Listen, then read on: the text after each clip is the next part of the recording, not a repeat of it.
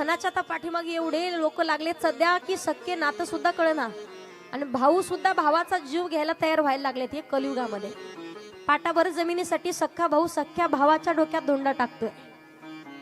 कधी कधी लोक म्हणतात ताई मागच्या वर्षी 22 जानेवारीला रामराज्य तेव्हापासून आले, प्रभू श्रीरामाचं मंदिर झालंय, आता कलशारोहण सोहळा पार पडलाय, भगवी पताका कलशारोहण त्या ध्वज भगवान प्रभू श्रीरामाच्या कलशावरती फडकलेला आम्ही पाहलाय।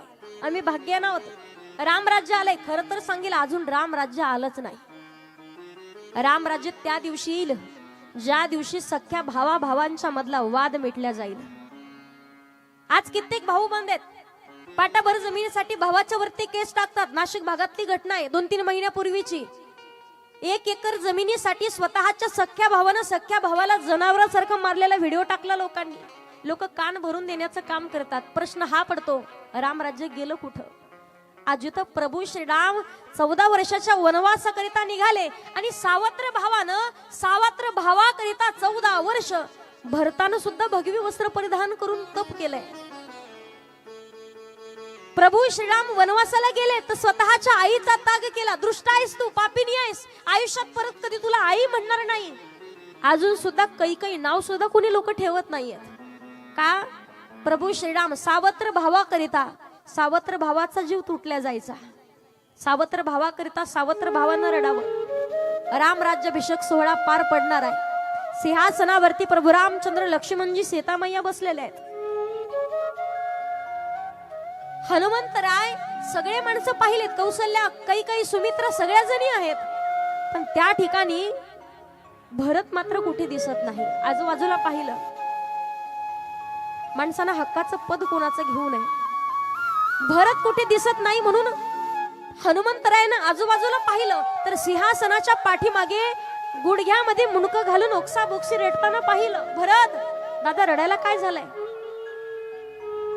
त्यावेळेला सांगावं हनुमान समोर नाही येऊ शकत, तुम्हाला रामानं बोलवलंय म्हणे। रामाच्या समोर पुण्यवानाची जागा आहे म्हणे, पाप्याची नाही। मी तर पापी आहे, माझ्यासारख्या पाप्याचा जन्म झाला म्हणून तर माझ्या दादाला 14 वर्ष वनवासाला जावं लागलंय।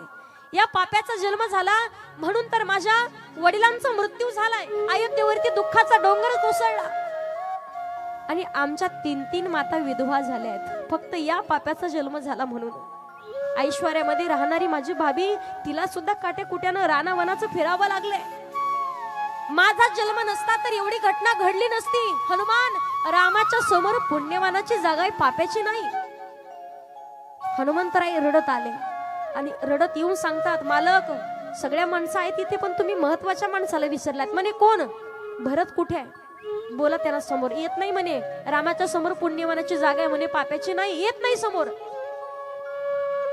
हनुमंतरायाला प्रभू रामानं सांगावं राहू दे म्हणे त्याला पाठीमागेच।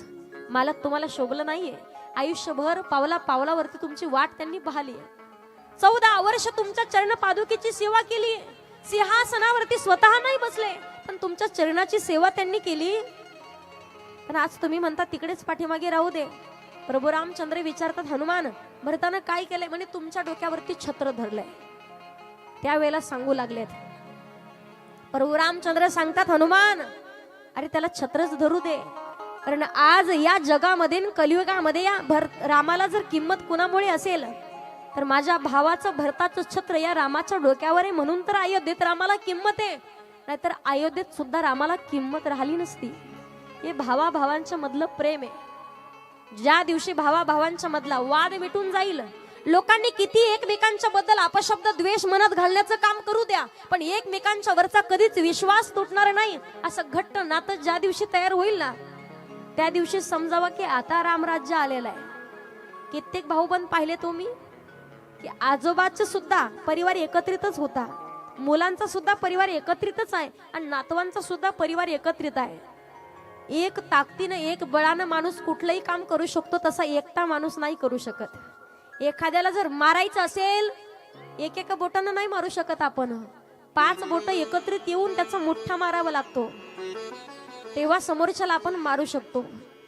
कुठलंही काम करायचं असेल तर नातं एकत्रित असणं आणि परिवार एकत्रित असणं फार काळाची गरज आहे। एकदा का परिवार तुटला तर पूर्ण प्रपंचाचं संसाराचं वाटोळं व्हायला वेळ लागत नाही। आणि सगळ्यात मोठं हे काम जर कोण करत असेल तर सध्याच्या सांगण्यासाठी सुद्धा लाज वाटते. महिला मंडळच काम करतात हे. मालकाला काहीतरी कानात भरून देणार, सासूबाईला काहीतरी चुकीचं बोलणार, स्वतःच्या धीराबद्दल भायाबद्दल स्वतःच्या मालकाबद्दल सुद्धा काहीतरी अपशब्द विचार करणार आणि संसाराचं पूर्ण वाटोळ होऊन जाते.